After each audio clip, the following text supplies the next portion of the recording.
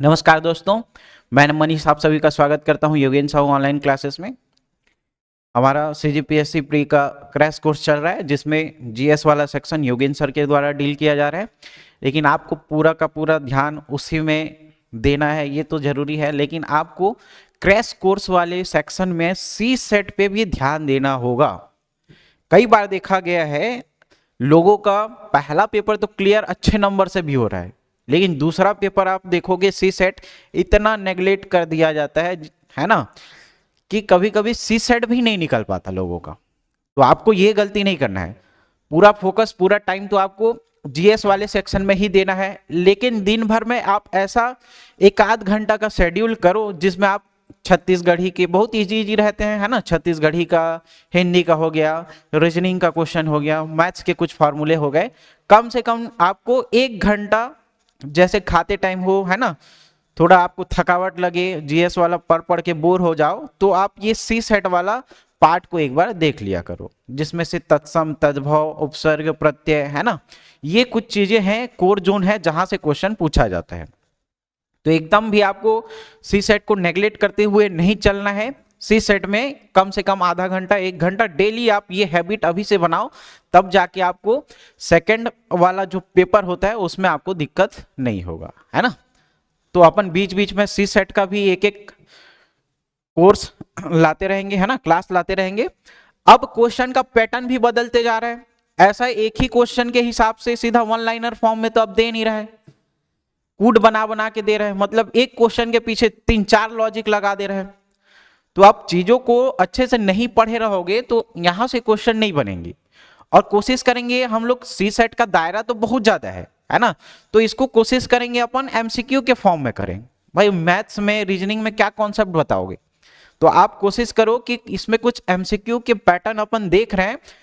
Starting में एक दो क्लास थोड़े औसत लेवल के क्वेश्चन रहेंगे, उतने हाई लेवल के क्वेश्चन नहीं रहेंगे, है ना। लेकिन जब एक क्लास दो क्लास आपको थोड़ा हैबिट हो जाएगा, तब आपको यहाँ पे बार ग्राफ, पाई चार्ट, है ना, ये वाले क्वेश्चन अपन डील करेंगे, टेबुलेशन वाला फार्मूला, है ना।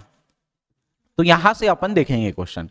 तो सी सेट में प्रैक्टिस क्या करेंगे अपन, तो रहेगा हिंदी का, इंग्लिश का, सॉरी हिंदी का, सीजी लैंग्वेज का, और यहां पे रहेगा मैथ्स का, और रहेगा रीजनिंग वाला सेक्शन, है ना। मेंस में आता है इंग्लिश, तो ये इंग्लिश लैंग्वेज एक इसमें नहीं आएगा, ठीक है, सी सेट में याद रखना। पता होगा बेसिक, है ना, अगर दिलाते हो, जो नए लोग हैं इन लोगों के लिए इंफॉर्मेटिव है।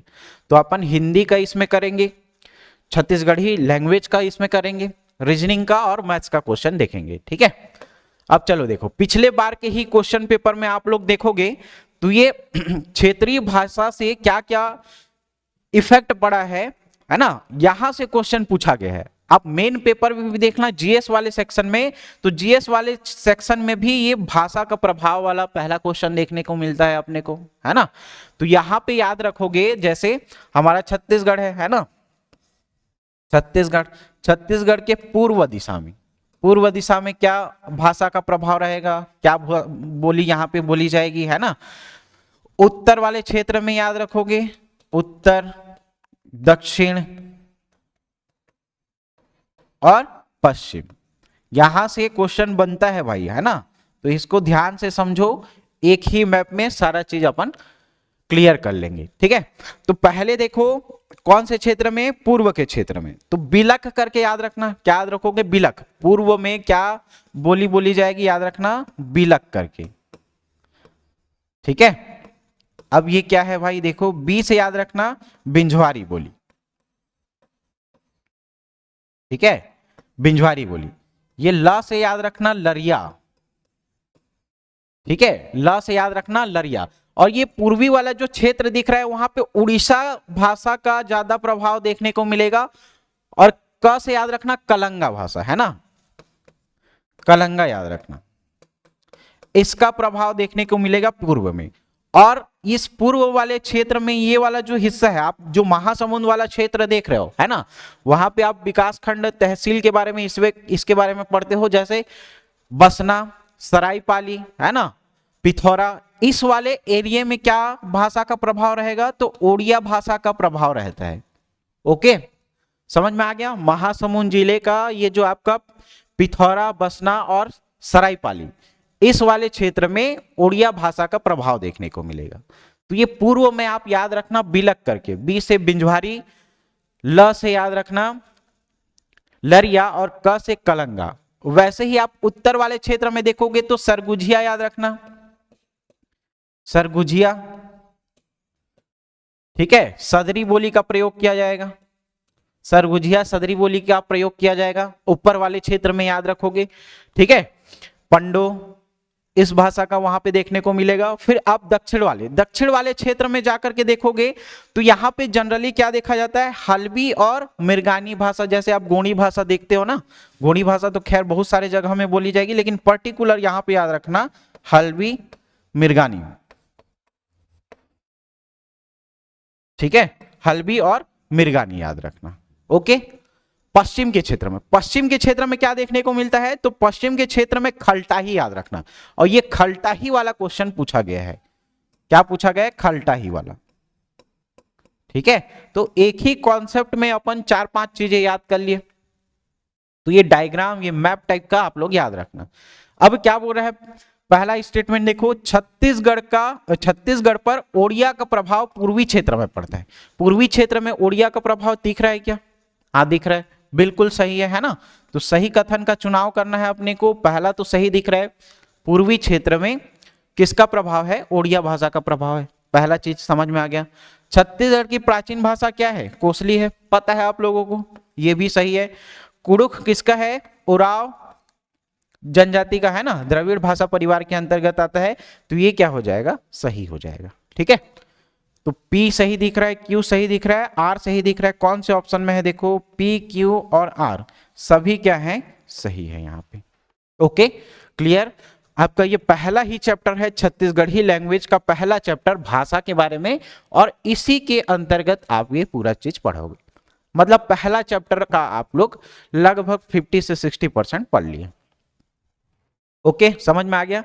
फिर इसमें भाषा परिवार में बांटा जाएगा, है ना, द्रविड़ भाषा परिवार, मुंडा भाषा परिवार, आर्य भाषा परिवार, 3 परिवार में बांटा जाएगा, इसको याद रखना, ठीक है। तो पहले क्वेश्चन का P, Q और R ये सही हो जाएगा।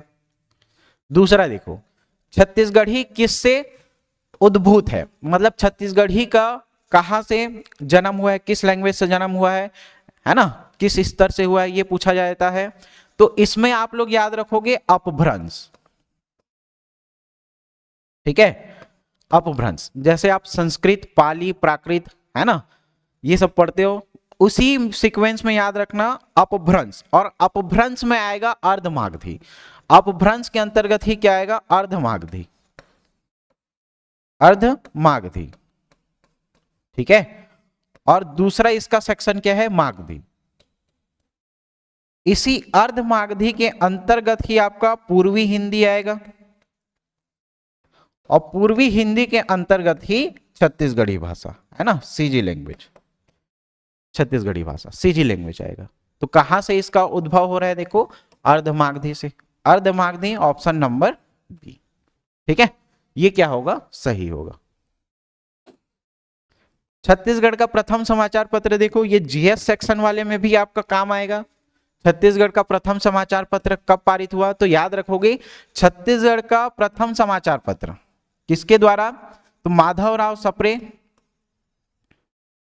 छत्तीसगढ़ मित्र याद रखना, है ना, पत्रिका का नाम क्या है, छत्तीसगढ़ मित्र, किसके द्वारा, माधवराव सप्रे एंड रामाराव चिंचोलकर, ठीक है। माधवराव सप्रे, रामाराव चिंचोलकर। कहां से हुआ, ये स्थान पूछा जाएगा, कहां से हुआ है, तो याद रखना पेंड्रा रोड, ठीक है, पेंड्रा रोड से हुआ है। कब हुआ है पूछा जाएगा, तो कब हुआ है याद रखना 1900 में, ठीक है। कब समाप्त हुआ याद रखोगे, तो कब समाप्त हुआ याद रखना इसको 1903 में। क्यों हुआ भाई, आर्थिक अभाव के कारण, है ना, आर्थिक अभाव के कारण, ठीक है। प्रकृति क्या थी इसका याद रखोगे, तो प्रकृति याद रखना ये कैसी पत्रिका थी, मासिक पत्रिका, है ना, कैसी पत्रिका थी? मासिक पत्रिका, याद हो जाएगा, मासिक पत्रिका। और उस जमाने में यहां से देखो, जैसे आपका एक क्वेश्चन पूछा गया था सुंदरलाल शर्मा जी के द्वारा, जेल पत्रिका लिखा गया था, उसमें पृष्ठों की संख्या तक पूछा गया है। तो इसमें भी पृष्ठों की संख्या देखो, जनरली है ना, पब्लिकेशन, आम पब्लिकेशन जो लोकल पब्लिकेशन है वहां पे ये कंटेंट देखने को नहीं मिलेगा, लेकिन स्टैंडर्ड बुक पढ़ोगे तो ये आपको देखने को मिलेगा। इसमें पृष्ठों की जो संख्या है, पृष्ठों की संख्या मिनिमम और मैक्सिमम कितनी है? तो मिनिमम याद रखना 32 है ना, पृष्ठों की संख्या कितनी है? मिनिमम 32। अभी तक ऐसा क्वेश्चन नहीं पूछा गया छत्तीसगढ़ में, लेकिन अभी क्वेश्चन का लेवल देखते हुए, डेप्थ को देखते हुए ये क्वेश्चन हो सकता है पूछ लिया जाए, है ना। और मैक्सिमम इसमें पृष्ठों की संख्या कितनी है? मैक्सिमम पृष्ठों की संख्या याद रखोगे 240। ठीक है, प्राइस कितना था इसका याद रखोगे, प्राइस कितना था? तो वहां पे जो जमींदार थे, है ना, जमींदार, इन जमींदारों के लिए याद रखोगे, अगर एक मुश्त देते थे ये लोग तो 5 रुपया इन लोग को देना पड़ता है। और जो यहां पे उस टाइम के विद्यार्थी थे, इन विद्यार्थियों के लिए याद रखना 2 रुपया के आसपास, है ना, पूरा पत्रिका दिया जाता था। ओके, याद हो जाएगा ये। इतना फैक्ट आप छत्तीसगढ़ मित्र के संबंध में याद रखोगे। ठीक है, यहां से अभी तक ये वाला क्वेश्चन को टच नहीं किया गया है, नहीं पूछा गया है, हो सकता है आने वाले दिनों में बन जाए ये क्वेश्चन। ठीक है, तो कब हुआ है जी? देखो 1900 में। ठीक, ऑप्शन नंबर ए क्या होगा? सही हो जाएगा। अगला देखो, चौथे नंबर का क्वेश्चन क्या पूछ रहा है? निम्न का गलत कथन का चुनाव करना है। कौन सा गलत है ये अपने को चुनना है। छत्तीसगढ़ी भाषा में 8 स्वर है। पिछले साल सी सेट का क्वेश्चन था ये, पिछले साल सी सेट का क्वेश्चन था। ठीक है, तो 8 स्वर है क्या? गलत है ना। कितना है? सॉरी, 6 स्वर है क्या? कितना है? 8 स्वर। स्वरों की संख्या कितनी है? 8 स्वर। तो गलत कथन छांटना है, यही पहला गलत दिख रहा है अपने को, है ना, गलत कथन छांटना है, यही पहला गलत दिख रहा है। यह व्यंजन छत्तीसगढ़ी में अर्ध स्वर है। क्या बोल रहा है? यह व्यंजन छत्तीसगढ़ी में अर्ध स्वर है। अर्ध स्वर है, याद रखोगे, अर्ध स्वर य और व, ये सब क्या आएंगे? अर्ध स्वर आएंगे। य और व ये सब छत्तीसगढ़ी में क्या है?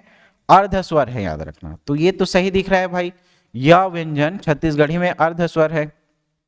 ठीक है, फिर अगला देखो, मात्रा के आधार पर स्वर के मुख्यतः 4 भेद होते हैं। 4 भेद होते हैं क्या? तो ये 4 भेद गलत दिख रहा है भाई। कितने भेद होंगे याद रखना? 2 भेद। कितने भेद होते हैं? 2 भेद। और 2 भेद में पहला क्या याद रखोगे? ह्रस्व, है ना, ह्रस्व स्वर याद रखना। और दूसरा याद रखोगे दीर्घ स्वर। ठीक है, ह्रस्व स्वर ये सब तो आप जानते हो, जैसे छोटा जो मात्रा रहेगा ये सब किस में आएगा? ह्रस्व में आएगा। बड़ा वाला मात्रा किस में आएगा? दीर्घ में आएगा। ठीक है, तो ये भी क्या दिख रहा है अपने को? गलत दिख रहा है। मात्रा के आधार पर स्वर के कितने भेद? 4 भेद दिख रहा है, लेकिन होते कितने हैं? 2 भेद होते हैं, ह्रस्व स्वर और दीर्घ स्वर। तो ये ऑप्शन क्या दिख रहा है अपने को? गलत दिख रहा है। ठीक है, केवल एमसीक्यू का अपन एमसीक्यूज का ही प्रैक्टिस नहीं करेंगे, है ना, इसके पीछे क्या थ्योरी लग रहा है वो थ्योरी भी अपन साथ साथ पढ़ते चलेंगे। तो थ्योरी प्लस एमसीक्यू दोनों एक साथ पैरेलली चल रहा है। ठीक है, पहला ही चैप्टर आपका भाषा परिवार से था, दूसरा चैप्टर इसके वर्णमाला से संबंधित है ना। तो यहां से देखो ये भी सही दिख रहा है अपने को, ये अकेला, बाकी पी और आर क्या है? गलत है। और गलत कथन का चुनाव करना है अपने को। देखो क्या गलत दिख रहा है यहाँ पे? पी और आर। ऑप्शन नंबर ए में दिख रहा है क्या?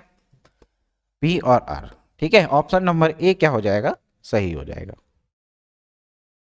नेक्स्ट देखो, 5वें नंबर का, निम्न का गलत कथन का चुनाव करना है ना। पहला क्वेश्चन पढ़ो, क्या बोल रहा है? पी क्या बोला है स्टेटमेंट में? छत्तीसगढ़ी में ह उष्म स्वर है ना। उष्म स्वर छत्तीसगढ़ी में 2 होते हैं। कौन कौन से 2 होते हैं पता होगा आप लोग को? इसको उष्म या संघर्षी बोलेंगे, है ना। कौन सा है? ह और स, ह और स। ठीक है, ये क्या है? संघर्षी या उष्म। संघर्षी है या उसमें है, याद रखना। ठीक है, तो ये तो सही दिख रहा है भाई, गलत कथन का आपने को छांटना है।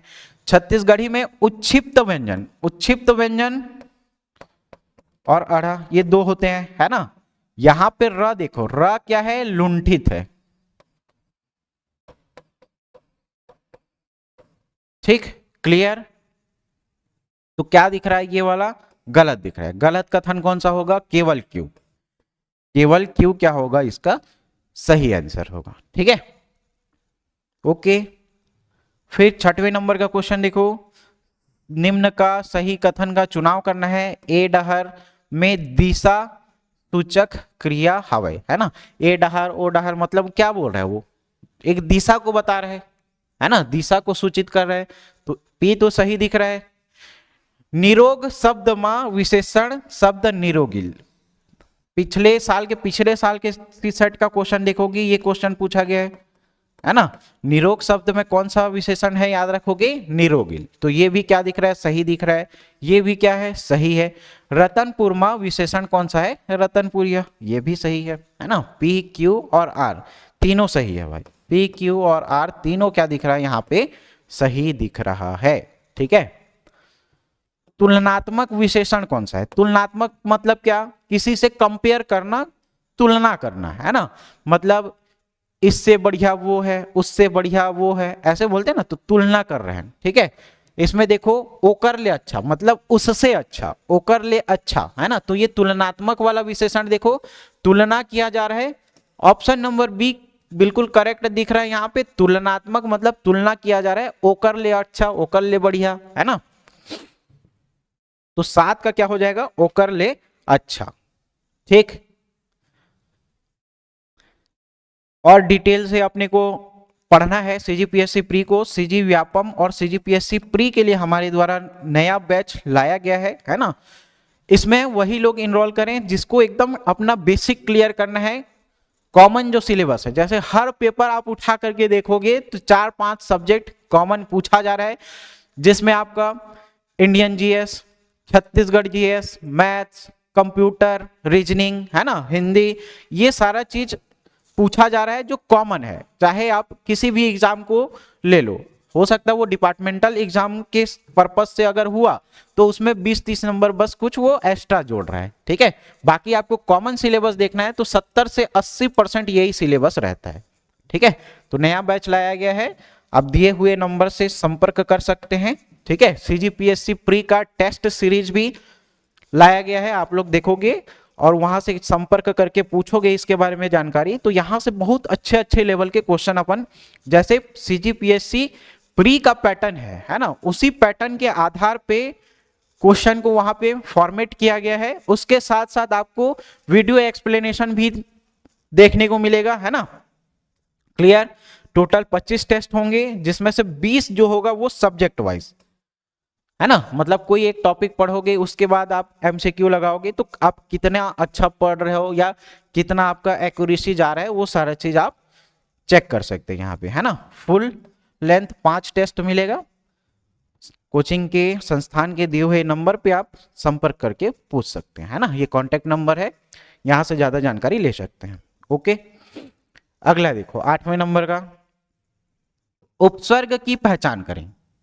ठीक है, उपसर्ग शब्द के पहले प्रत्यय बाद में। ओके, तो इसको याद रखोगे। देखो चराई में चर उपसर्ग है, चराई में चर उपसर्ग है, तो पहला चीज तो ये याद रखोगे,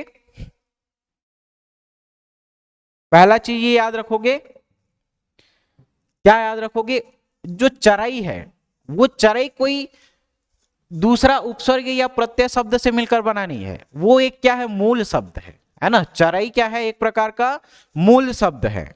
ठीक है, स्वयं ही एक मूल शब्द है।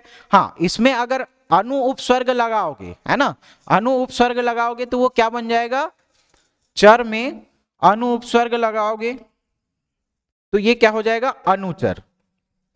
और अनुचर का अर्थ क्या होता है, किसी का अनुयायी होना, है ना, आज्ञाकारी होना, या उसका बात मानना, सेवक होना, है ना। तो ये याद रखोगे अनुचर, इससे तो बन रहा है उपसर्ग, लेकिन चराई क्या है, एक प्रकार का मूल शब्द है, ना कि वो चर उपसर्ग से बना हुआ है। तो पहला चीज ही आपका क्या दिख रहा है अपने को, गलत दिख रहा है ना। कंठ देशज उपसर्ग है, तो ये क्या हो जाएगा, कट। देशज उपसर्ग है, याद रखोगे, तो ये सही दिख रहा है। चराई में ये वाला गलत है, एक मूल शब्द है, याद रखोगे, है ना, क्या है, मूल शब्द, जबकि ये देशज उपसर्ग है, कट। तो ये बिल्कुल सही दिख रहा है क्यों, और ये गलत दिख रहा है। तो कौन सा सही होगा, देखो यहाँ पे क्यू, केवल क्यू कहीं दिखा है, option number C. Option number C, केवल क्यू क्या होगा, सही होगा। ठीक है। निम्नलिखित में से कौन सा शब्द निजवाचक सर्वनाम है, देखो निजवाचक मतलब वो स्वयं का बोध कराएगा, है ना, स्वयं का बोध कराएगा। तो इसमें से देखो तोर, तोर ये कौन सा शब्द है जी, मध्यम पुरुष का शब्द है ना, मध्यम पुरुष। ठीक।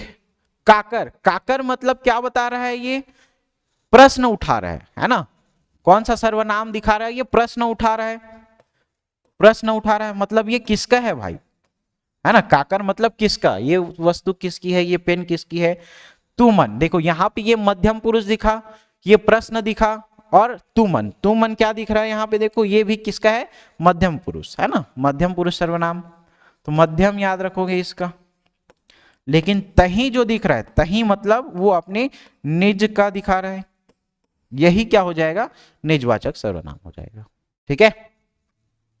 10वें नंबर का देखो, निम्नलिखित में से कौन सा शब्द संबंध दर्शाने वाला सर्वनाम नहीं है, संबंध दर्शाने वाला सर्वनाम नहीं है।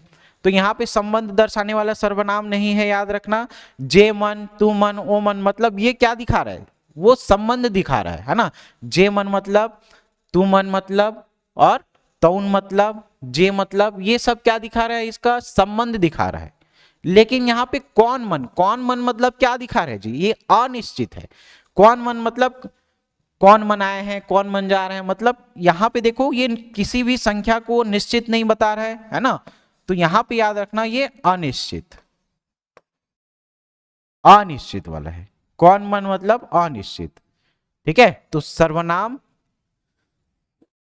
दर्शाने वाला नहीं है, ये सब सर्वनाम दिखा रहे हैं, संबंध दर्शाने वाले, है ना। लेकिन यहां पे देखो ये कौन मन अनिश्चित है जी, ऑप्शन नंबर डी सही होगा। 11 नंबर का देखो, कोन्हों में प्रश्नवाचक सर्वनाम नहीं है, कोन्हों में प्रश्नवाचक सर्वनाम नहीं है, ठीक है ना, नहीं है बोल रहा है, ओके। फिर देखो नेक्स्ट, जॉन शब्द में सर्वनाम का उपयोग किया गया है, जॉन शब्द में सर्वनाम का उपयोग किया गया, मतलब किसी के बारे में बता रहे हैं तो उसको नाम ने लेकर के उसका जॉन शब्द का प्रयोग कर रहे हैं, है ना, उसके लिए। और संज्ञा और सर्वनाम का डेफिनेशन ही यही होता है कि संज्ञा के स्थान पे जो नाम आते हैं उसको क्या बोलते हैं, सर्वनाम, मतलब जॉन क्या हो जाएगा, इसका सर्वनाम का उपयोग किया गया है, ये भी सही है। कौन हो प्रश्नवाचक नहीं है, ये भी सही है ना। और फिर देखो ये आप के लिए छत्तीसगढ़ी शब्द तुमन का प्रयोग किया जाता है ना। तुमन, तुमन ह जाहू का, तुमन ह खाऊ का, मतलब ये आप का प्रयोग छत्तीसगढ़ी में तुमन का प्रयोग किया जाएगा उसके लिए। ठीक है। तो ये भी क्या दिख रहा है, सही है, पी सही है, क्यू सही है, आर सही है। ऑप्शन नंबर ए दिख रहा है, पी सही है, क्यू सही है और आर सही है। इस प्रकार के स्टेटमेंट वाइज क्वेश्चन आजकल सीजीपीएससी और सीजी व्यापम के द्वारा पूछा जा रहा है। तो ये याद रखना भाई, केवल पुराना पैटर्न क्या था, इसी एक को देता, ऐसी 4 शब्द दे देता, कौन सा सही है बताओ, है ना, सीधा वो ऑनलाइनर क्वेश्चन। लेकिन यहाँ पे देखो टाइम टेकन भी लग रहा है ना। तो इसको थोड़ा आप लोग अच्छे से पढ़ के समझ के इसके अनुसार ही आप लोग आंसर टिक कीजिएगा। ठीक है। 12वें नंबर का क्वेश्चन देखो, निम्नलिखित में कौन कौन से पौधे दूध वाले होते हैं। ठीक है, गोरस जी। ठीक है, तो ऐसे पेड़ रहेगा, उसको काट के देखोगे तो निकलता है ना। तो यहां पे देखो इसमें याद रखना डूमर, डूमर में निकलता है, देखे हो ना, चर में भी निकलेगा, सतौना में भी। खेकसी, खेकसी मतलब क्या होता है जी, करेला शायद, है ना, खेकसी मतलब यही होगा शायद, करेला। और उसमें निकलेगा क्या, नहीं निकलेगा। ठीक है। तो इसमें क्या सही होगा, देखो 1 सही है, 2 सही है और 4 सही है। 1 सही है, 2 सही है और 4 सही है। ये तीनों क्या हो जाएगा, सही हो जाएगा। ये सही नहीं है भाई, तो 3 जहां जहां पे है काट दो, ये कट है ना, और ये क्या हो जाएगा, सही हो जाएगा। ऑप्शन नंबर डी क्या हो जाएगा, सही हो जाएगा। 13 नंबर का देखो, घोघिया पठारी किसे कहते हैं। घोघिया पठारी मतलब क्या होगा, ये एक प्रकार का ब्राह्मण है, याद रखोगे, है ना। ये क्या है, एक प्रकार का ब्राह्मण जो श्राद्ध कर्म क्या करेगा, संपन्न कराता है। घोघिया पठारी क्या है, एक प्रकार का ब्राह्मण है जो श्राद्ध कार्य को क्या कराएगा, संपन्न कराएगा। तो श्राद्ध कार्य को, कर्म को संपन्न कराने वाले ब्राह्मण को घोघिया पठारी बोला जाता है। ठीक है, ऑप्शन नंबर डी क्या होगा, सही होगा इसका। हल का छत्तीसगढ़ी पर्याय क्या है जी, हल मतलब क्या, नांगल, है ना, नांगर बोलते हैं ना। तो हल का सही छत्तीसगढ़ी प्रयोग याद रखना नांगर होगा। ठीक, ऑप्शन नंबर बी, नांगल भी दिया है, नांगर भी दिया है भाई। ठीक है, तो छत्तीसगढ़ी में नांगर बोलते हैं इसको। ऑप्शन नंबर बी क्या होगा, सही होगा। जेठौत में कौन सा प्रत्यय है, जेठौत में कौन सा प्रत्यय है याद रखोगे, तो जेठौत में यहां पे देखना औत। ठीक है, जेठ अलग हो जाएगा। ओके, ऑप्शन नंबर सी क्या होगा, सही होगा। अब देखो ये 15 क्वेश्चन सीजी लैंग्वेज के थे, पैटर्न यही रहेगा, है ना, पैटर्न यही रहेगा। 15 क्वेश्चन सीजी लैंग्वेज का लेकर के आएंगे, 10 से 12 क्वेश्चन हिंदी का रहेगा, बाकी मिक्स क्वेश्चन मैथ्स और रीजनिंग के रहेंगे। ठीक है, 16 नंबर का देखो, सुमेलित कीजिए, एक तरफ कारक दिया हुआ है, एक तरफ कारक की विभक्ति दिया हुआ है ना। तो क्या पढ़ते हो, कर्ता ने कर्म को, है ना, कर्ता ने कर्म को करण से के द्वारा, है ना, ये सब पढ़ते हो। कर्ता ने कर्म को करण से के द्वारा संप्रदान के लिए अपादान से अलग होने के अर्थ में, ये पूरा टेबल आप लोग पढ़ते हो। तो एक तरफ दिया हुआ है कारक और दूसरी तरफ दी हुई है उसकी विभक्ति, तो इसको अपने को दोनों टेबल को मिलाना है। ठीक है, तो ए देखो, ए देखो क्या दिख रहा है, करण, है ना। तो करण के लिए क्या होता है, से, है ना, संबंध का के की रा रे री, यही पढ़ते हो, है ना। बी का क्या हो जाएगा, 4 का के की रा रे री। अधिकरण मैं पर पास, मैं पर पास, और कर्ता ने कर्म को, तो देखो तो क्या मिल रहा है, ए का 3, बी का क्या दिख रहा है 4, अधिकरण 2 और कर्म डी का 1। 3 4 2 और 1 कहीं पे है क्या, 3 4 2 और 1, यही ऑप्शन सही दिख रहा है, ऑप्शन नंबर बी। ठीक है, ऑप्शन नंबर बी क्या होगा, सही हो जाएगा।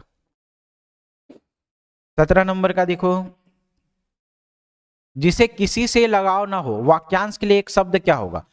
ऐसा पैटर्न का क्वेश्चन अभी अमीन पटवारी में भी अनेकार्थी शब्द के लिए देखने को मिला था, है ना। ऐसा पैटर्न का क्वेश्चन अपने को अनेकार्थी शब्द में देखने को मिला था। ठीक, इस बार में अमीन पटवारी के क्वेश्चन में, तो इसको देखो क्या बोल रहा है भाई, जिसे किसी से लगाव ना हो, तो वो याद रखना, लगाव नहीं होगा मतलब उसमें लिप्ति नहीं होगी, लिप्ति नहीं होगी मतलब अलिप्त, पहला ही इसका शब्द क्या मिलेगा अपने को, अलिप्त।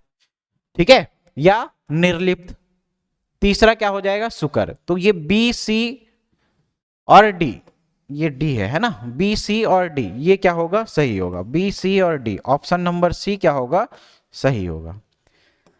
18 नंबर का क्वेश्चन देखो, सही संधि विग्रह को चुनना है अपने को। पहले देखो क्या बोला गया है, राजा आज्ञा, तो राजन का आज्ञा, कौन सा समास, कौन सा संधि याद रखना इसको, तो ये व्यंजन संधि का है, व्यंजन संधि। ठीक है, पहले का पैटर्न क्या था, केवल इतना पूछता कौन सा संधि है बताओ, ये पूछता। अभी क्या पूछाएगा वो, तो 3-4 चीजों को एक साथ मिला दिया जाएगा और पूछा जाएगा कि पी सही होगा, आर सही होगा, है ना, या पी क्यू आर तीनों सही होगा। इस पैटर्न से आप थोड़ा पढ़ने की कोशिश कीजिए। डायरेक्ट अपन एग्जाम हॉल में देखेंगे ऐसे क्वेश्चन को प्रैक्टिस नहीं किए रहेंगे, तो वहां से दिमाग थोड़ा स्लो काम करना चालू करता है। लेकिन ऐसा पैटर्न क्या कर लो, प्रैक्टिस कर लो, अगर वैसा क्वेश्चन आए तो आप उस हैबिट को एक बार डेवलप कर चुके होंगे अपने दिमाग में। ठीक है, तो आप ऐसे कोशिश किया कीजिए। पहला क्या हो जाएगा, व्यंजन संधि। ठीक है, दूसरा सच्चरित, व्यंजन संधि है। तो सच्चरित का क्या होता है जी? सत प्लस चरित्र। ये भी किसका है? व्यंजन संधि का ही उदाहरण है, व्यंजन संधि का ही उदाहरण है, याद रखना इसको। उद्धार, उद्धार का क्या होगा? उत प्लस हार। ये भी इसका एक्सप्लेनेशन सही, मतलब ये पी देख रहे हो, ये भी सही है, क्यू भी सही है, आर भी सही है। इस हिसाब से पी क्यू और आर तीनों क्या हो जाएगा? सही हो जाएगा। ठीक है, पी क्यू और आर तीनों क्या होगा? सही हो जाएगा। ओके, 18 का क्या होगा? Option number A. अगला देखो 19 नंबर का, पर्यायवाची शब्द का समूह है, पूछ सकता है ऐसे, है ना। अनेकार्थी शब्द समूह को एक बार पूछ चुका है, तो वैसे पर्यायवाची को भी पूछ सकता है भाई।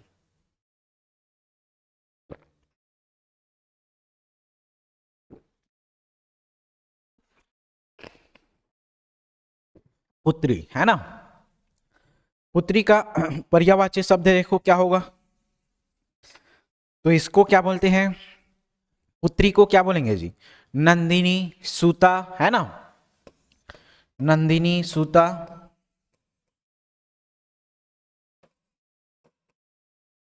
तनया, तनया से तनुजा, ठीक है, तन्या से तनुजा, दुहिता या आत्मजा। इतना आप पर्यायवाची शब्द याद रखे रहना, किसका? पुत्री का। ठीक है, कहीं पे इस ऑप्शन में से कुछ दिख रहा है क्या? नंदिनी, सूता, चलो नहीं दिख रहा है ये। अगला देखो तनया, तनुजा, तनया तो ये दिख रहा है, तनुजा भी ये दिख रहा है ना। ये दिख रहा है, ये दिख रहा है, आत्मजा भी होता है, दुहिता भी होता है। ऑप्शन नंबर सी क्या हो जाएगा? सही हो जाएगा, है ना। ऑप्शन नंबर सी क्या होगा? सही होगा। नेक्स्ट देखो, तत्सम और तद्भव का सही जोड़ी मिलान कीजिए। एक तरफ दिया हुआ है तत्सम शब्द, तत्सम मतलब उसके समान, किसके समान? संस्कृत के समान। और उससे उत्पन्न, उससे उत्पन्न मतलब संस्कृत से उत्पन्न, याद रखना, संस्कृत से उत्पन्न, संस्कृत से उत्पन्न याद रखना, तद्भव। ठीक है, मयूर, मयूर किसको बोलेंगे जी? मोर को, है ना। ये किसका नाम है? ऊंट का नाम है। ये किसका है? दुग्ध, देखो दूध का है। हस्त याद रखना, हाथ। तो इसको मिलाओ, ए का क्या दिख रहा है? 2, बी का 1, सी का 4 और डी का क्या होगा? 3। तो 2, 1, 4 और 3, 2, 3, ये गलत हो जाएगा। 2, 1, 4 और 3, 2, 1, 4 और 3। ऑप्शन नंबर डी क्या हो जाएगा? सही हो जाएगा, है ना। तो जितना ज्यादा से ज्यादा प्रैक्टिस हो सके आप पिछले वर्षों के प्रश्न पत्र को देखोगे, जिसमें से सीजी लैंग्वेज, है ना, और हिंदी पूछा गया है, उसको तो कम से कम आप लोग पढ़ लिया कीजिए, क्योंकि क्वेश्चन वहां से रिपीट होते हैं, है ना। क्लियर? और आपको एकदम डिटेल में थ्योरी में इसको अभी नहीं देखना है। 2 महीने के बाद भले आप मेंस का तैयारी करते समय हिंदी को और इस लैंग्वेज को, सीजी लैंग्वेज को एकदम डीप से पढ़ोगे। अभी उतना टाइम नहीं है कि आप लोग एकदम थ्योरी को पकड़े बैठो। इनपुट आउटपुट रेशियो देखना चाहिए आपको, है ना, कि ये पेपर केवल और केवल आपको क्वालिफाई करना है, ना कि इसमें बहुत सारा नंबर, 150 नंबर भी ले आओगे, कोई मतलब नहीं है ना। ST SC कैटेगरी से हो, OBC कैटेगरी से हो, तो केवल 23%। ठीक है, ऐसे तो केवल आपको 23 क्वेश्चन बनाना है, ये समझो, जिसमें से आप थोड़ा बहुत डिलीट होगा 2-4 नंबर, तो आपको 30 नंबर के आसपास एकदम सेफ स्कोर करना है। ठीक है, 30 से 35 क्वेश्चन बढ़िया से बना लो, और उसके लिए आप एकदम थ्योरी पकड़ते बैठते मत रहना, केवल MCQ प्रैक्टिस करो। यहाँ से सी सेट में जितना ज्यादा से ज्यादा हो सके आप MCQ प्रैक्टिस करना, उससे ज्यादा यहाँ पे तैयारी करने की अभी जरूरत नहीं है। हाँ, मेंस में आप करोगे। ठीक है, ओके, ये देख लिया था ना हम लोगों ने। फिर देखो नेक्स्ट, देखो 21 नंबर का, 2 या 2 से अधिक शब्दों से मिलकर बने हुए सार्थक शब्द क्या कहलाते हैं?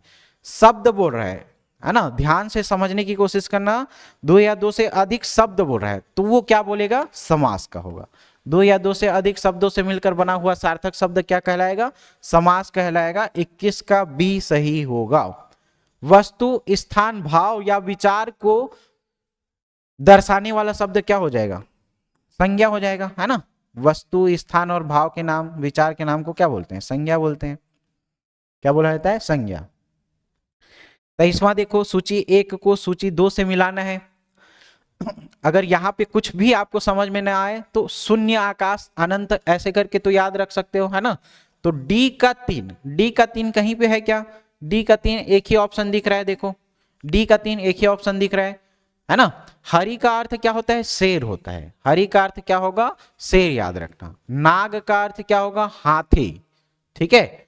और आप मतलब क्या हो जाएगा? जल, ठीक है। समझ में आया? एक ही से आपका ये पूरा क्वेश्चन बन सकता है। ऑप्शन नंबर डी क्या होगा यहाँ पे? सही होगा 23 का। नेक्स्ट देखो 24 नंबर का क्वेश्चन, बुढ़ापा भी एक प्रकार का अभिशाप है। इस वाक्य में छपे जो शब्द हैं, है ना, उसकी संज्ञा का पहचान कीजिए। तो बुढ़ापा, है ना, बुढ़ापा ये सब कैसा है जी? भाववाचक है ना, भाववाचक संज्ञा है, याद रखोगे। तरनी, तनुजा, तट, तमाल, तरुवर, है ना। तो ये देखो सब त वाला शब्द का रिपीटेशन हो रहा है ना, पुनरावृत्ति हो रही है।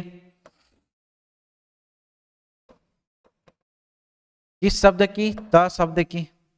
तरनी, तनुजा, तट, तमाल, तरुवर। और जिस शब्द का बार बार पुनरावृत्ति हो, उसकी आवृत्ति हो, वो कौन सा अलंकार होता है? अनुप्रास अलंकार, याद रखोगे, ठीक है। अनुप्रास अलंकार क्या होगा? सही होगा। तो 25 का ऑप्शन नंबर ए क्या होगा? सही होगा। आलोक का विलोम शब्द क्या हो जाएगा? आलोक, प्रकाश का विलोम शब्द क्या हो जाएगा? अंधकार, है ना। ऑप्शन नंबर सी क्या हो जाएगा? सही हो जाएगा। श्रृंगार रस का स्थायी भाव रति होता है, सभी को पता है। यहां पे देखो श्रृंगार रस, रति, ठीक है। 28 नंबर का क्वेश्चन देखो, 28 नंबर का क्वेश्चन क्या बोल रहा है? अग्नि का तद्भव रूप क्या है? आग, है ना। ये तत्सम शब्द है अग्नि, इसका तद्भव रूप क्या हो जाएगा? आग हो जाएगा। सही कथन अपने को छांटना है। ये तो बिल्कुल सही दिख रहा है। चोंच, चंचू मतलब तत्सम और तद्भव का जोड़ा है। हाँ बिल्कुल सही दिख रहा है। ये तत्सम का है और ये तद्भव का है। ये ऑप्शन नंबर क्यू भी क्या है? सही है। तो पी और क्यू दोनों क्या है? सही है। ऑप्शन नंबर ए क्या हो जाएगा? सही हो जाएगा। पी भी सही है और क्यू भी सही है। छंद का सर्वप्रथम प्रयोग या उल्लेख कहां मिलता है? तो सबसे पहले याद रखना, ऋग्वेद में छंद का प्रयोग किया गया है, ठीक है। ऋग्वेद में किया गया है, याद रखना। 30 देखो, 30 नंबर का क्वेश्चन देखो, रूढ़ शब्द कौन सा है? तो रूढ़ शब्द इसमें से क्या दिख रहा है? ये किसी से बना है? विद्यालय मतलब विद्या के लिए आलय, है ना। तो यहां पे देखो पशु, पशु केवल क्या दिख रहा है? यहाँ पे रूढ़ शब्द दिख रहा है। ये क्या होगा? तो समतल मतलब समान तल, ये भी मिलके बना हुआ है। देखो यौगिक शब्द वाचनालय, है ना, वाचनालय, ये भी क्या है? वाचनालय, यौगिक शब्द दिख रहा है। केवल एक रूढ़ दिख रहा है, कौन सा? पशु। ये क्या होगा? सही होगा। अब चलो अपन देखते हैं किसके क्वेश्चन? मैथ्स और रीजनिंग के क्वेश्चन, ठीक है। मैथ्स और रीजनिंग के क्वेश्चन 15 नंबर हिंदी का, 15 नंबर सीजी लैंग्वेज का, और जो बाकी बचे हुए क्वेश्चन हैं वो किसके रहेंगे? मैथ्स और रीजनिंग के रहेंगे, ठीक है। यहां पे देखो ए के बाद क्या आ रहा है? सी आ रहा है। ए के बाद क्या आ रहा है? सी। मतलब यहां पे कितने का गैप है? देखो सिर्फ एक लेटर का गैप है बी का। सी के बाद देखो डी और ई, डी और ई दो शब्द का गैप है। फिर आया है एफ, जी, एच, आई, उसके बाद क्या आ रहा है? जे। मतलब यहां पे 3 लेटर दिखा अपने को। जे के बाद देखो के, एल, एम, एन, 4 लेटर का गैप आएगा क्या? उसके बाद यहां पे क्या आएगा? ओ आएगा। आप समझे क्या? एक के पहले देखो 1 लेटर का गैप, दूसरे 2 लेटर का गैप, तीसरे 3 लेटर का गैप दिख रहा है। चौथे में देखो के, एल, एम और एन, 4 लेटर का जब गैप होगा तब कोई शब्द आएगा। तो यहां पे क्या हो जाएगा, ऑप्शन नंबर ए ओ क्या होगा, सही होगा। ऑप्शन नंबर ए ओ क्या हो जाएगा, सही हो जाएगा 31। फिर देखो 32 नंबर का निर्देश दिया गया है, निम्नलिखित प्रत्येक प्रश्न में 4 शब्द दिए गए हैं जिसमें से 3 परस्पर क्या है, संबंधित हैं। उस शब्द को चुने जो विजातीय है। मतलब कौन सा शब्द डिफरेंट है बोल रहे हैं। देखो बॉटल है ना, कोई भी लिक्विड वाला चीज रखने वाला होगा। तो यहां पे देखो दूध द्रव अवस्था में, पानी द्रव्य अवस्था में, तेल भी, मतलब ये द्रव अवस्था में लिक्विड फॉर्म में देखने को मिल रहा है अपने को, और इस लिक्विड को बोतल में भरा जाता है। तो तीनों तो एक समान है, देखो द्रव अवस्था में दिख रहा है ना। तो ये बॉटल क्या हो जाएगा, डिफरेंट दिख रहा है, यही हमारा आंसर क्या होगा, सही होगा। बॉटल क्या दिख रहा है यहाँ पे, डिफरेंट दिख रहा है, और यही क्या होगा, सही होगा, है ना। 33 देखो, ऐसे क्वेश्चन रीजनिंग में पूछे जाते हैं, सी सेट में ऐसा ही क्वेश्चन आता है, देखना। तो यहां पे ये सब पढ़ते मत बैठना, सीधा क्या पूछा है आपको उसको देखो, उसके अनुसार जो दिया गया है उसको लिखो। पहले क्या दिया है, 18। के का अर्थ कहीं पे कुछ दिया होगा क्या, देखो के का अर्थ क्या है, भाग। के का अर्थ क्या दिख रहा है, भाग। फिर देखो क्यू लेटर, क्यू का अर्थ क्या दिख रहा है, प्लस। क्यू का अर्थ क्या दिख रहा है, प्लस 7। ठीक है। जे, जे का अर्थ क्या हो जाएगा, क्रॉस दिख रहा है, देखो जे का अर्थ क्या है, क्रॉस 2। और फिर क्या दिख रहा है, टी, टी का अर्थ कुछ दिख रहा है क्या, टी का अर्थ क्या दिख रहा है, माइनस, टी का अर्थ माइनस, -8। अब इसका बोर्ड मास के थ्योरम से सॉल्व कर दो जी, है ना। सबसे पहले डिवाइड वाला होगा, देखो तो 3 छक्का 18 प्लस मल्टीप्लीकेशन कर दो इसको, 7 दूनी 14 -8 कितना आएगा, 14 6 20, 20 में 8 गया 12, 12 क्या होगा इसका सही आंसर होगा। ऑप्शन नंबर डी क्या होगा, सही हो जाएगा। Okay clear. नेक्स्ट देखो 34 नंबर का क्वेश्चन। यहां 1/1 दिख रहा है, 1 का 3 गुना करोगे 3 आएगा, 3 का 3 गुना, अब मतलब ये 3 के पहाड़े में कुछ पड़ते जा रहा है क्या, ठीक है।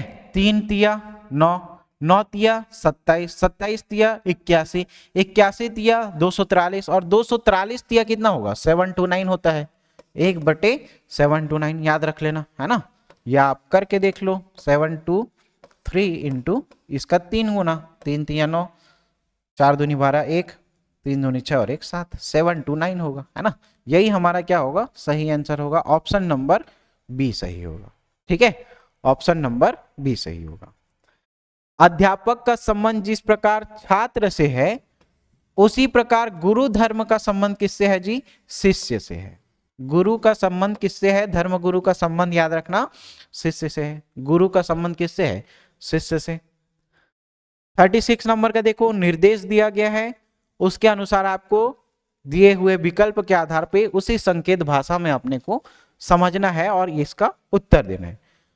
तो इसको कुछ करके ये बना रहा है क्या, देखो क्या किया है, MONKEY, मंकी।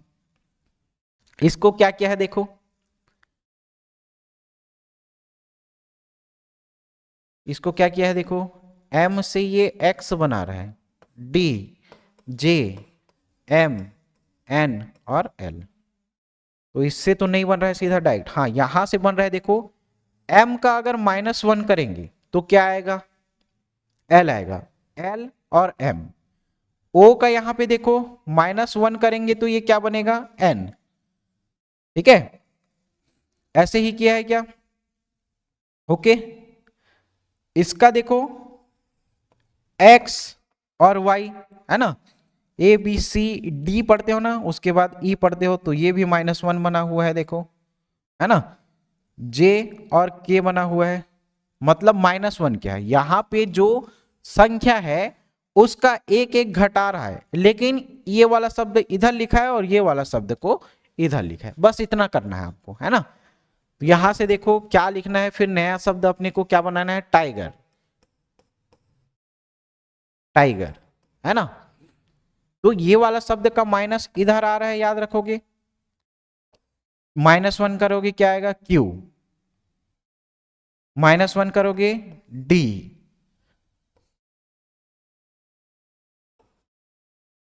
F,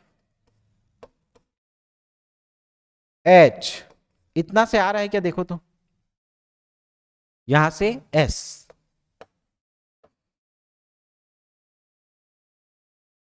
कहीं पे ऐसा वाला क्वेश्चन दिख रहा है answer, Q D F, Q D F, Q D F, Q D H दिख रहा है, ये गलत है ना, क्यू डी एफ, एच और एस, ऑप्शन नंबर बी क्या है, सही है ना। तो ऐसे पैटर्न के क्वेश्चन को कैसे बनाना है अपने को समझ में आया क्या, देखना है कि इस शब्द को क्या करके ये वाला शब्द बना रहे हैं, तो सब में अपने को दिखा कि ये -1 करते जा रहे हैं, लेकिन ये स्टार्टिंग वाले को इधर एंड में लिख रहा है, इधर स्टार्ट एंड वाले शब्द को पहले में लिखा हुआ है ना। तो इस प्रकार से ये शब्द बनेगा, ऑप्शन नंबर बी क्या हो जाएगा, सही हो जाएगा। ठीक है, 37 नंबर का क्वेश्चन देखो, राधा की वर्तमान आयु 12 वर्ष पहले की आयु की 2 गुनी से 3 वर्ष कम है। किसका बोल रहा है, 12 वर्ष के पहले की आयु, मान लो चलो अभी आ रहे हैं ना, राधा की आयु याद रखेंगे इसको, राधा की आयु 12 वर्ष पहले, 12 वर्ष पहले क्या होगी, 12 आर में 12 घटा दो, मान लो उसकी वर्तमान आयु आर होगी, तो ठीक है, तो इससे क्या हो जाएगा, 12 वर्ष पहले इसकी आयु ऐसी होगी, ठीक, राधा की, ओके, राधा की वर्तमान आयु मान लो x है, तो x बराबर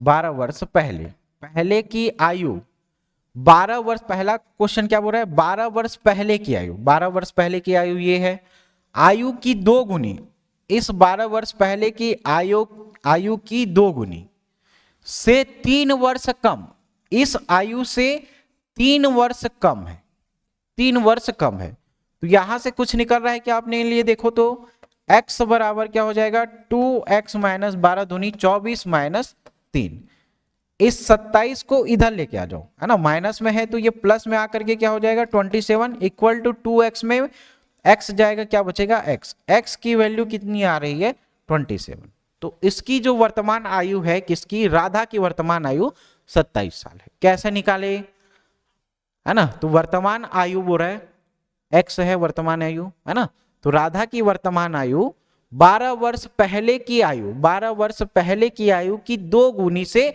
3 वर्ष कम है, यही कंडीशन अपने को बोला था और इसी कंडीशन से अपन उसकी आयु को निकाल लिए। तो क्या बोल रहा है कि वर्तमान आयु, है ना, राधा की वर्तमान आयु के बीच और राज की वर्तमान आयु, राज की वर्तमान आयु और राधा की वर्तमान आयु के बीच का अनुपात कितना है, 4:9 है। ठीक है, तो क्या बोल रहा है यहां पे, राज की वर्तमान आयु राधा की वर्तमान आयु कितने अनुपात में है, 4:9 में है। ये वाला निकाल चुके हैं क्या अपन, देखो राज का ज्ञात करना है, नहीं पता है अपने को, राधा का कितना है 27 इक्वल टू 4/9, 9 18 9 या 27 कर लो, यहां से डायरेक्ट निकल रहा है, और राज बराबर क्या होगा 4 या 12, राज की आयु कितनी है 12 वर्ष। लेकिन यहां पे यही आंसर हो गया क्या, नहीं, यहां पे क्या बोल रहा है देखो, 5 वर्ष के बाद राज की आयु कितनी है, अभी कितना है 12 है, 5 साल के बाद 17 वर्ष हो जाएगा, है ना, 12 में 5 जोड़ दो, 5 वर्ष के बाद का पूछा हुआ है तो कितना हो जाएगा 17 वर्ष हो जाएगा। यही एक कंडीशन अपने को दिया था, इसी कंडीशन से अपन आंसर निकाल लिए। ठीक है, आ गया ना समझ में। 38 नंबर का क्वेश्चन देखो, 2 और 3 बजे के बीच घड़ी की दोनों सुइयां कब आपस में मिलेंगी, तो इसके लिए सीधा शॉर्टकट ट्रिक याद रखना, मिलन का समय बराबर याद रखना, मिलन का समय बराबर क्या होता है 5 गुणित आवर इनटू, इसमें याद रखोगे 12/11। ठीक है, अब इसको मिला लो, देखो क्या बोल रहा है 2 और 3 के बीच की सुइयां, अभी कितना बजा होगा 2 और 3 के बीच बोल रहा है, मतलब अभी 2 बज के समथिंग मिनट हुआ होगा, वही तो बोल रहा है वो, देखो 2 और 3 के बीच घड़ी की दोनों सुइयां कब मिलेगी, तो 2 बजा हुआ है और 2 बज के, चाहे वो 5 मिनट हो 10 मिनट हो 15 मिनट, मतलब कुछ ना कुछ बजा होगा, इसीलिए वो 2 और 3 के बीच में है। तो उसको निकालने का समय, मिलन का समय याद रखोगे 5 गुणित आवर इंटू 12/11। अब यहां से देखो 5 कितने बजे हैं, कितना घंटा हुआ है, देखो तो 2 और 3 के बीच है, मतलब 2 ही बजा होगा, 2 बज के कुछ होगा हो। तो यहां पे क्या लोगे 2 इंटू 12 बटे क्या लेना है 11। तो यहां पे देखो 5 दूनी 10 और 12 गुणित 10 करोगे कितना आएगा 120। 120 बटे क्या आ रहा है 11। इसको अगर अपन करें तो 11 में देखो 11 दहाम 110, कितना बच गया 10 बच गया, बटे क्या होगा 11। तो अभी समय देखो 2 और 3 बजे के बीच घड़ी की दोनों सुइयां कब आपस में मिलेंगी, तो 2:10 सही 10/11 में। ये क्या होगा हमारा सही आंसर होगा। कहां पे है ऑप्शन नंबर बी। तो मिलन का समय कैसे निकालना है समझ में आ गया ना। 2 और 3 के बीच घड़ी की दोनों सुइयां कब मिलेंगी, तो मिलन का समय बराबर 5 गुणित आवर इंटू 12/11 करना। यहां से आपका पूरा आंसर निकल जाएगा। ठीक है, ऑप्शन नंबर बी क्या होगा सही होगा। 39 नंबर का देखो, 40 लड़कों की कतार में विकास दाईं ओर से 14वें स्थान में, उसका स्थान बाईं ओर से क्या होगा। तो ऐसे निकालने के लिए अपन निकालते कैसे हैं, यूज कैसे करते हैं फॉर्मूले को, टोटल बराबर किसमें बोला लेफ्ट और राइट है ना, लेफ्ट प्लस राइट -1 ऐसे करके निकालते हैं। टोटल कितना दिया हुआ है देखो 40 लड़कों का कतार है, टोटल कितना है 40 लड़के। लेफ्ट से दिया हुआ है क्या, नहीं लेफ्ट से तो निकालना है उसका स्थान। राइट से कितना दिया हुआ है देखो 14वें -1, मतलब यहां पे देखो 40 माइनस क्या हो जाएगा 13, 40 - 13 बराबर लेफ्ट है ना। 14 में 1 गया 13, लेकिन यहाँ पे प्लस है इधर आएगा माइनस हो जाएगा। तो कितना बचेगा यहाँ पे देखो 27 है ना, यहाँ से कितना बच रहा है 27। तो लेफ्ट से उसका स्थान कितना होगा 27। कौन से स्थान पे है 27। ऑप्शन नंबर ए क्या हो जाएगा सही हो जाएगा। ठीक है, 27 इसका क्या होगा सही आंसर होगा। 40वें नंबर का देखो, रीजनिंग का सवाल है, कैसे बनेगा ये देखो। तो सबसे पहले देखो ई के बाद क्या है, यहां पे देखो जी किया है, मतलब एफ का गैप है, एक का लेटर का गैप है। जी के बाद एच का गैप है और आई आया है, मतलब एक लेटर का गैप है। आई के बाद देखो जे का गैप है और आएगा क्या के। जे के बाद आएगा क्या के, पहला लेटर तो यही आएगा। दूसरा लेटर देखो दोनों तीनों चारों में, यहां पे एल दिख रहा है, यहां पे भी एल दिख रहा है, यहां पे भी एल दिख रहा है, यहां पे भी एल दिख रहा है, मतलब यहां पे भी क्या होगा एल होगा। अब इस दो से ऑप्शन मिल रहा है कि आपने को कुछ, यहां पे के एल दिख रहा है, यहां पे भी के एल दिख रहा है, तो ऑप्शन ए कट जाएगा, ऑप्शन नंबर डी कट जाएगा। बचा ये दो और दोनों में से कोई एक होगा जी, है ना। उसके बाद देखो एफ के बाद जी, मतलब एक लेटर का गैप है और एच आ रहा है। आई, एच के बाद आई और एक लेटर का गैप के बाद जे आ रहा है। जे के बाद के एक लेटर का गैप रहेगा और उसके बाद क्या आएगा एल आएगा, उसके बाद क्या आएगा एल आएगा। तो ये ऑप्शन कहीं पे दिखा क्या, हाँ एल दिखा, मतलब आगे क्या होगा ए आएगा। यही हमारा क्या हो जाएगा आंसर होगा, है ना। देखो सब में यहाँ पे ए लिखा हुआ है, ए लिखा हुआ है, ए लिखा हुआ है, ए लिखा हुआ है, तो यहाँ पे भी क्या आएगा ए ही लिखा होगा। ठीक है, तो ऑप्शन नंबर सी क्या हो जाएगा सही हो जाएगा। इस तरह के क्वेश्चन को आप लोग थोड़ा लॉजिक लगाना कि ये किस रेशियो से जा रहा है ना, किस रेशियो से बन रहा है।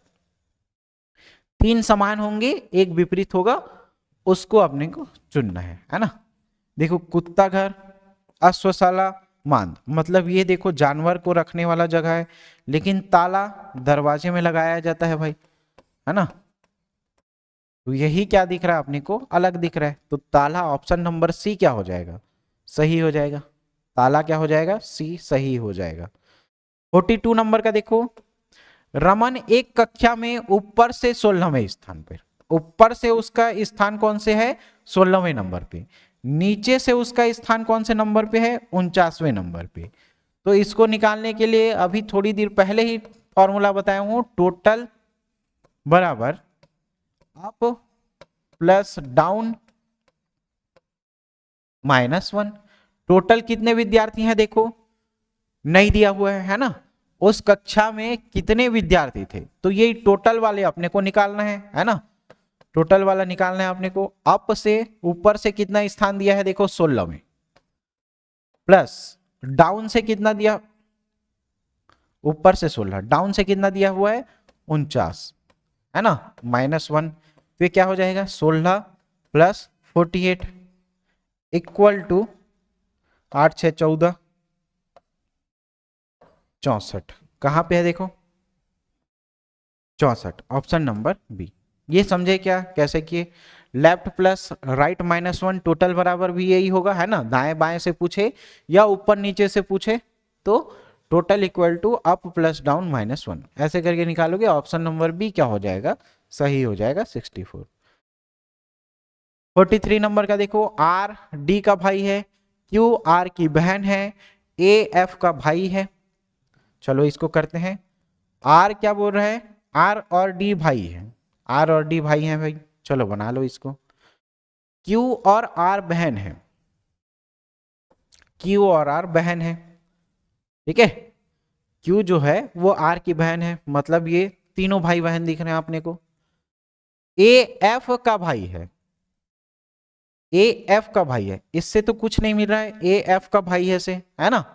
उसके बाद देखो ये यहां पे डी दिख रहा है अपने को, एफ डी की पुत्री है ना, एफ जो है वो डी की पुत्री है,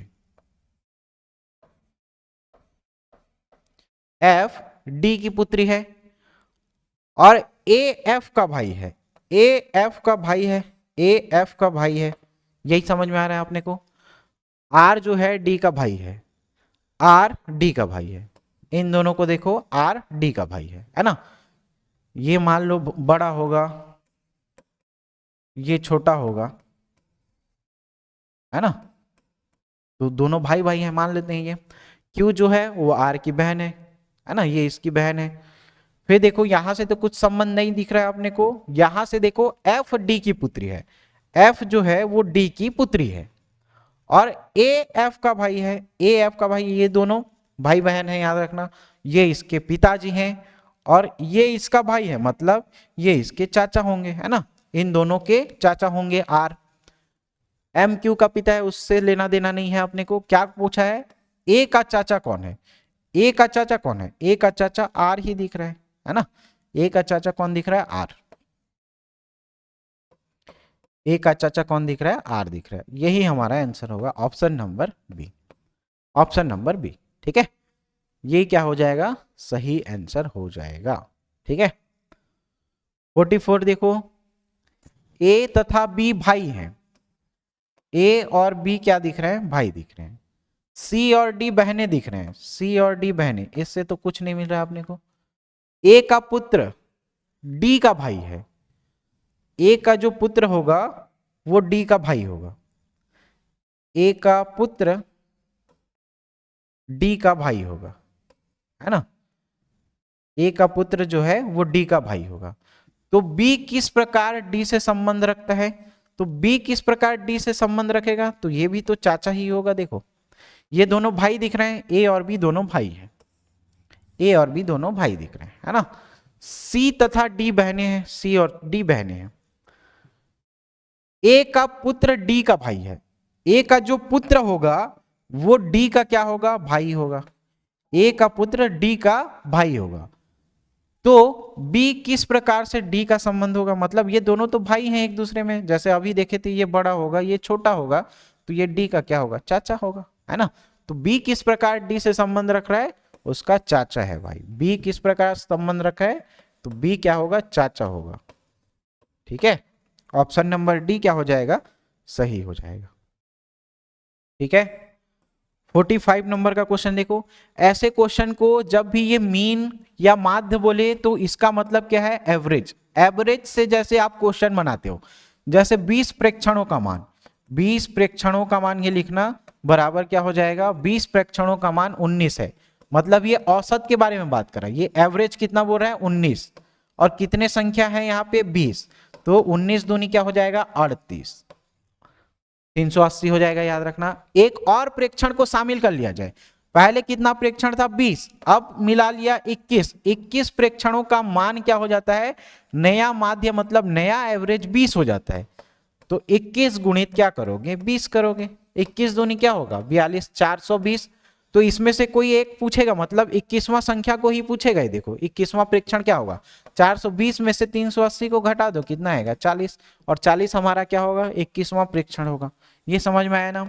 जैसे आप एवरेज में क्वेश्चन बनाते हो, सेम वो एवरेज वाला ही क्वेश्चन है। 20 प्रेक्षणों का मान यानी 20 संख्याओं का औसत कितना है 19 है, ये बोलने की कोशिश कर रहा है ये। इसमें से एक जोड़ दिया जाए तो नया जो एवरेज है वो कुछ हो जाता है, मतलब एक जोड़ दिया जाए 20 था, एक जोड़ दिया जाए 21 हो जाएगा, और उसका एवरेज कितना बोल रहा है 20, है ना। दोनों को माइनस कर दो, आ जाएगा 21वां वाला, क्या हो जाएगा ऑप्शन नंबर डी 40 क्या होगा सही हो जाएगा। 46 नंबर का क्वेश्चन देखो, एक वस्तु को 720 रुपए में बेचने पर 10% की हानि होती है, तो 20% का लाभ कमाने के लिए उसे किस मूल्य पर बेचना होगा। देखो स्टेप बाय स्टेप बनाओगे, बेसिक से बनाओगे थोड़ा लंबा पड़ेगा। शॉर्ट ट्रिक क्या है, सीधा यूज करना है 720 रुपए में, और दूसरा में कुछ उसको क्या मिल रहा है, प्रॉफिट मिल रहा है या लाभ मिल रहा है या हानि हो रहा है, उसको देखो। 10% की हानि हो रही है, पहले वाले को नीचे में लिखना है अपने को, 10% की हानि मतलब 90, 20% का लाभ हो रहा है मतलब 120। ये शॉर्टकट तरीका है ना, शॉर्ट तरीके से बनाओ, एकदम बेसिक से समझोगे थोड़ा लंबा बनेगा। तो इसको शॉर्ट तरीके से यही समझेंगे। यहां पे देखो जीरो से ये जीरो कैंसिल हो जाएगा, 9 अट्ठे 72, 12 सत्ते 84, 12 अट्ठे 96, 12 अट्ठे 96, 960 रुपया, 960 रुपया। देखो एक सेकंड में ये ऐसा क्वेश्चन बन जाएगा, है ना। क्या होगा ऑप्शन नंबर एक सही हो जाएगा, 960 रुपये, है ना। बेसिक से बनाओगे यही क्वेश्चन थोड़ा लंबा बनेगा। तो इसका शॉर्ट ट्रिक याद रखना, 720 रुपये में बेच रहे हैं किसी वस्तु को, तो दूसरा प्रॉफिट या हानि, दूसरा प्रॉफिट हो रहा है या लॉस हो रहा है उसको ऊपर में लिखेंगे, फिर पहले वाले में कुछ प्रॉफिट या लॉस हो रहा है उसको नीचे में लिखेंगे, है ना। आ जाएगा आपका आगे आंसर। फिर 47 नंबर का देखो, यदि आप 5 किलोमीटर प्रति घंटे की गति से चलते हैं तो स्कूल 5 मिनट देरी से पहुंचते हैं, लेकिन यदि आप 5 किलोमीटर प्रति घंटा की गति से चलते हैं तो आप निर्धारित समय से 10 मिनट पहले पहुंचते हैं। आपके घर से आपके स्कूल की दूरी, बेसिक से बनाओगे एकदम कचरा हो जाएगा, शॉर्टकट तरीका बता रहा हूं। कुल क्या बोल रहा है, ये दूरी निकालने के लिए बोल रहा है, तो कुल दूरी बराबर क्या होगा, दूरी बराबर क्या होगा, तो यहां पे समय गुणित चाल निकालोगे, है ना। तो कुल समय into A into B divided by A minus B, ऐसे निकाल लो, एकदम तुरंत निकल जाएगा, है ना। बेसिक से बनाते चलोगे एक पन्ना भर जाएगा पूरा। कुल समय देखो, यहां पे क्या बोल रहा है 5 मिनट देरी से पहुंच रहा है, और यहां पे 10 मिनट पहले पहुंच जा रहा है। जब भी ये देरी और पहले, अगर यहां पे देरी और देरी होता तो दोनों मिनट क्या हो जाता, घट जाता, लेकिन दोनों एक दूसरे से ऑपोजिट है। 5 मिनट देरी से पहुंचता है और 10 मिनट पहले पहुंचता है, तो इन दोनों को क्या करोगे, दोनों समय को जोड़ दोगे, तो 10 और 5 क्या हो जाएगा 15। मान लो यहां पे ये भी क्या होता 10 मिनट देरी से पहुंचता, तो इसमें घटा करके कितना आता, सिर्फ 5 मिनट आता है, और मिनट को अपन घंटे में बदल दें तो डिवाइड बाई 60 हो जाएगा। ए मतलब कौन सा है, पहला देखो, तो बी देखो 4 और 5 दिख रहा है ना, 4 और 5 दोनों को घटा दो, क्या दिखेगा 5 माइनस 1 4, है ना, 5 माइनस 4 1 आएगा। तो यहां पे देखो 15 चौ क्या हो रहा है 60, और 4 से 4 कैंसिल कर दो तो टोटल दूरी कितना आएगा, टोटल दूरी 5 आएगा। ऑप्शन नंबर बी क्या होगा सही होगा। इसको कभी भी भूल से बेसिक से मत बनाना, है ना, बेसिक से मत बनाना, बहुत कचरा काम हो जाएगा। तो इसको शॉर्ट तरीके से याद रखो। यहाँ पे जो मिनट दिख रहा है मतलब देरी वाला दिख रहा है, पहले वाला दिख रहा है, दोनों जुड़ जाएगा, 15 मिनट हो जाएगा, लेकिन उसको अपने को घंटे में, किलोमीटर प्रति घंटे में निकालना है, तो डिवाइड बाई 60 कर देना, है ना। तो ये यहां से निकल जाएगा, ऑप्शन नंबर बी आएगा। ठीक, 48 नंबर का क्वेश्चन देखो, 48 नंबर का क्वेश्चन, ऐसा क्वेश्चन अब पूछ रहा है भाई व्यापम, है ना, ऐसा क्वेश्चन अब खतरनाक तरीके से पूछते जा रहा है, तो इसको याद रखोगे। देखो पहले क्या बोल रहा है, क्वेश्चन को पढ़ो, किसी त्रिभुज के तीनों शीर्ष जो लंब हैं उसकी कटान बिंदु क्या कहलाती है। अब ऐसे क्वेश्चन को अब पूछने लगा है, अंतः केंद्र क्या होता है। अंतः केंद्र मतलब कोणों के समद्विभाजक कटान बिंदु को, है ना, कोण का जो समद्विभाजक कटान बिंदु है, कोणों के समद्विभाजक कटान बिंदु को, कटान बिंदु को क्या कहते हैं अपन, अंतः केंद्र बोलेंगे। परिकेंद्र क्या होगा, परिकेंद्र मतलब केंद्र के परितः, याद रखोगे, केंद्र के परितः मतलब भुजाओं को लंब समद्विभाजक में काटेगा, भुजाओं को लंब समद्विभाजक में काटेगा, याद रखना, भुजाओं को लंब समद्विभाजक,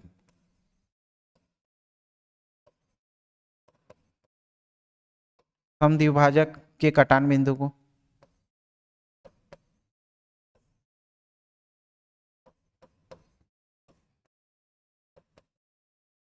ठीक है, और केंद्रक, केंद्रक मतलब क्या होता है, वहां से देखो ये दो बराबर भागों में बांटेगा, या माध्य को, है ना, माध्य के कटान बिंदु को क्या बोलेंगे, ये है ना, तो माध्य के कटान बिंदु को क्या बोलेंगे, माध्य के कटान बिंदु को बोलते हैं, है ना, कटान बिंदु को बोलेंगे। और लंब केंद्र क्या होगा, तो तीनों शीर्ष लंबों के कटान बिंदु, तीनों शीर्ष लंबों के कटान बिंदु,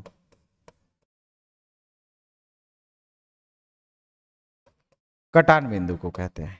ओके, तो लंब केंद्र पूछ रहा है, किसी त्रिभुज के तीनों शीर्ष लंबों के कटान बिंदु क्या कहलाता है, तीनों शीर्ष लंबों को कटान बिंदु लंब केंद्र कहलाता है ना। तो हर एक चीज को यहां पे देखो बढ़िया तरीके से, तब समझ में आएगा भाई।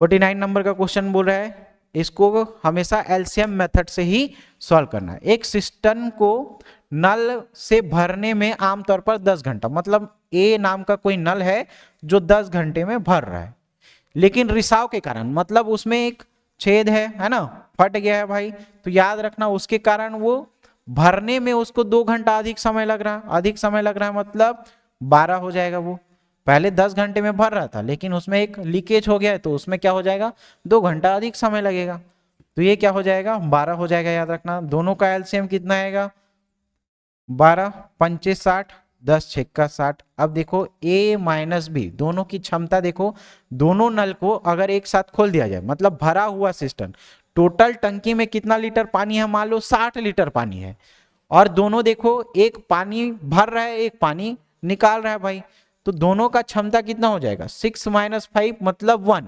अब टोटल अपने को ये 60 लीटर टंकी में भरा हुआ है, तो इसको कितना घंटा चालू करना पड़ेगा तब ये खाली हो जाएगा, तो 60 लीटर है 60 घंटा, है ना, 60 लीटर 60 घंटा। ऑप्शन नंबर डी क्या होगा, इसका सही आंसर होगा, ऑप्शन नंबर डी क्या होगा, सही हो जाएगा।